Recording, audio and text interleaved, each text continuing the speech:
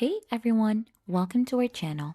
In today's video, I'm going to show you how to remove a trusted device on Wise. If you want to get your trusted device status back onto your current phone or just move it to another new phone, then there's a simple way to do it. So there is no straightforward process on removing each phone or devices onto your account. So here are the quick instructions and you can follow along so that we could change your Wise trusted device. So for us to be able to begin, just make sure to log in to the device that you want to be your trusted device. So I'm currently onto my PC right now and I want this to be my current trusted device. We'll just have to click onto your account image onto the top right corner of the screen here. So you could actually follow along with your phone in there. Just find in your profile photo, click onto that. And then right after, just choose in privacy and security or security and privacy here. Once you're in, you'll just have to tap on two-step login or two-step verification.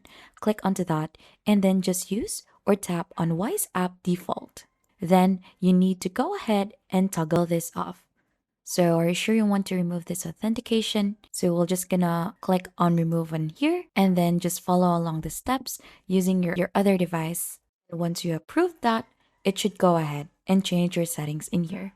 Then right after, once you've toggled this off, just toggle it back on so that it should go ahead and use the Wise app again as a two-step verification.